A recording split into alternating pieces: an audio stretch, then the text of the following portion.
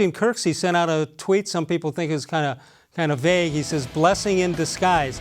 Bud, that's Christian Kirksey. Would you assume that that means he doesn't want to leave here, but it'll work out better for him in the long run?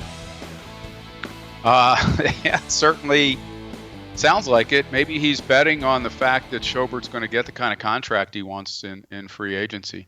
I thought it was sort of telling when Andrew Berry said initially, Les, that they wanted Joe to be able to go out and see what was out there for him. You know, they've done this various times. As you well know, they did it with Mitchell Schwartz. Yeah, they said go ahead and test the waters, and he tested it, and then he wanted to come back, and they didn't want any part of him. Yeah, now they did it with Terrell Pryor, and they were right. Okay, I mean his market value, there wasn't market value for him out there that he thought was there. There was for Schwartz, but what they did wrong is that when he came back to them, they didn't say we want you and we will match that. Just come back.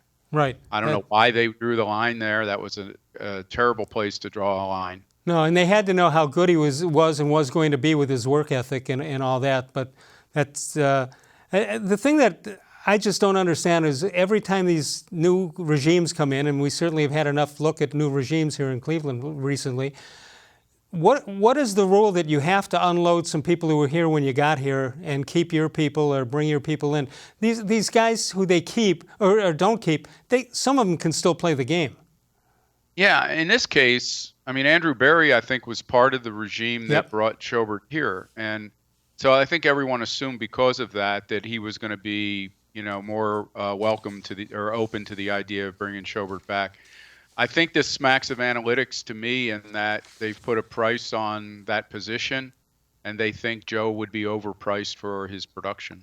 Right, but somebody like Stefanski coming in, he's not protecting his people. They're all new to him. No matter, however they got here, they aren't people that he was in the choosing of or making the pick.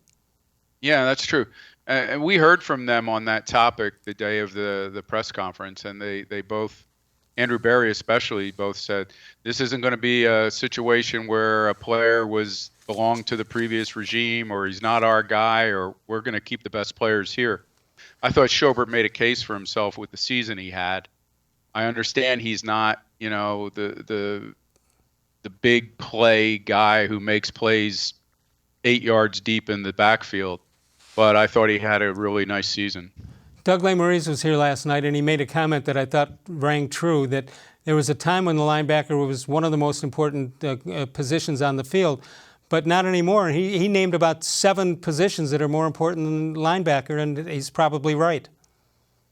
Yeah, I mean, certainly on defense, you don't start anywhere near there. You start with the defensive line, edge rushers, corners, maybe even safety now. Yeah. I agree with him in that regard. I think the same thing offensively has happened to running back.